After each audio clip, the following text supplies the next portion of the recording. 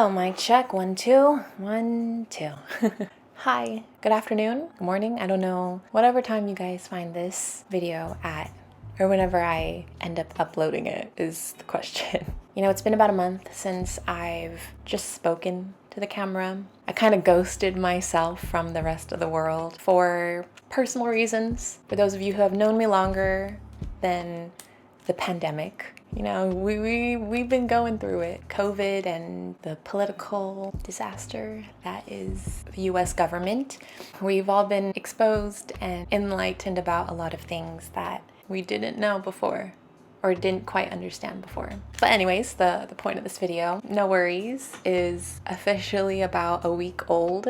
You know, part of me wishes that I had stuck to the original plan. I wanted it to be released back in July. Before I wanted it to be released in July, I wanted it to be released in, I think, like June. But, you know, life has its own plans, God has his own plans, and if you know me well, I'm very big on divine timing and things happening when they need to and having a purpose and all that good stuff. And you know, part of me also knew that at the time that I was trying to push the song out as fast as I could, deep down I knew it wasn't time. I knew it wasn't right for me, and I knew that the song just wasn't in a place that I wanted it to be. And you know, I thought it was going to be put in August. Finally was able to finish it in September at the beginning, right before September started.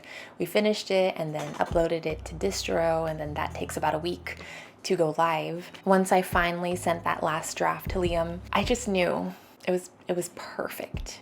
I mean, at least as perfect as I could get it. Now, as we're working on ourselves vocally as a performer and mentally and emotionally and any other section that we've been working on ourselves, there's been a lot that, you know, I've been dealing with. I know many of you probably have been dealing with as we've been sorting out and letting go of things to make room for the new. It's been a very overwhelming, exhausting, but ultimately beautiful and very fulfilling process. These past 6 months, I've really put in the real work to discover and rediscover who I am. For those of you guys who may not know, I've just been very lost as an individual and as a creative person for the past couple years. Being redirected from thinking that I was going to go down the theater path, you know, go to Broadway and do all these stage performer type things. The core of me knew that that wasn't it. Ever since I was little, I always knew I wanted to sing and write music, and I have a billion notebooks in my room from middle school and high school and college where I just wrote songs. Didn't do anything with them, but they're there, they exist. You know, for the first time in my life, I really sat myself down. I don't know why I'm already tearing up. I was forced to sit down and look at myself in the mirror and question, who am I? Who do I want to be? Where do I want to go? You know, not only that, but figuring out how am I going to get there? And these are questions I've never given myself the opportunity to ponder before the pandemic forced us to limit our energy, sit down with ourselves. I was always on the go. I love having a busy schedule. I love being with my friends and family and doing things outside of the house. I never centered and really directed myself. I just assumed that somewhere down the line it was going to figure itself out, that I would figure it out. Obviously, that's not how things work. That's not how we can find our direction.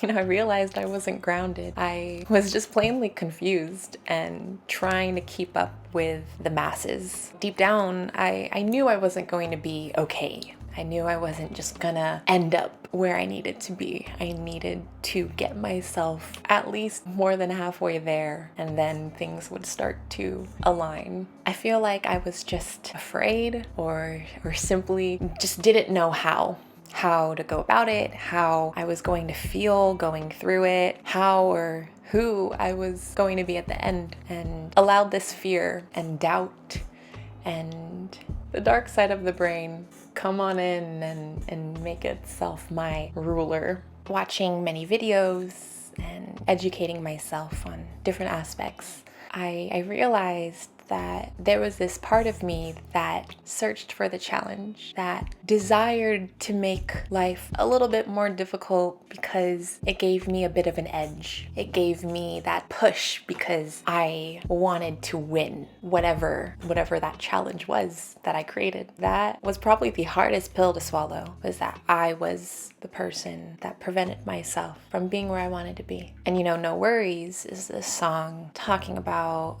life isn't what we think it's gonna be. It never has been that way, and it never will be that way. And we've allowed ourselves to pretend that we have full control of things that are absolutely outside of our control. So sorry.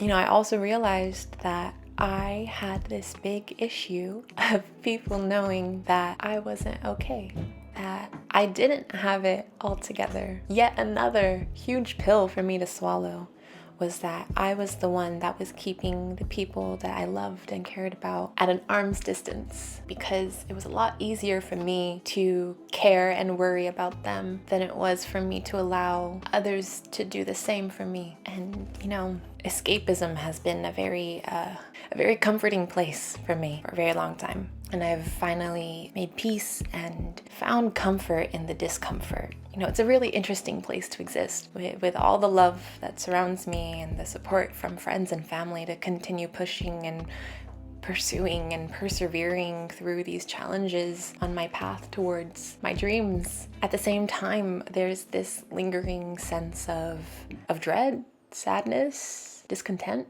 unfulfillment. I truly don't know, but I also appreciate those aspects, made peace with those aspects. So many people have taken the time out of their lives to reach out to me personally and, reconnect. And hearing the words of encouragement and love, I did something right. And I know I never needed anyone else's approval but my own. No Worries truly came from my heart actually hearing the response that for a long time only existed in my dreams and imagination. I finally feel present with myself and with what I'm doing.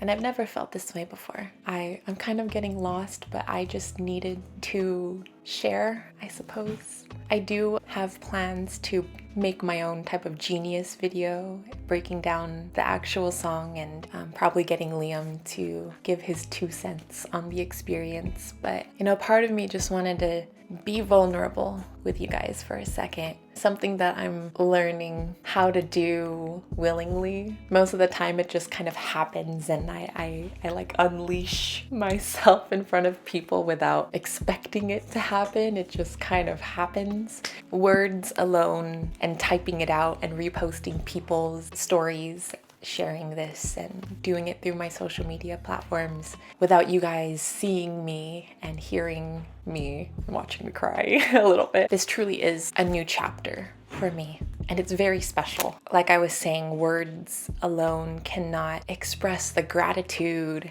joy, and happiness and fulfillment that I feel now that I've allowed No Worries to exist without me holding on so tightly. It truly is a very special moment in my life, and I wanted to document this sharing before I did anything else. I'm truly me, if that makes sense.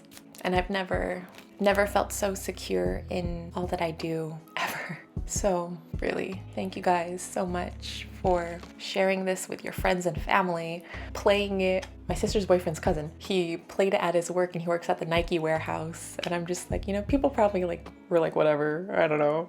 But, just hearing people saying like, oh, I shared this with, my friends and my coworkers and my family. Like I sent it to my family group message. Like, at a week, like we're still like, I think 500, we've surpassed 500 streams of it.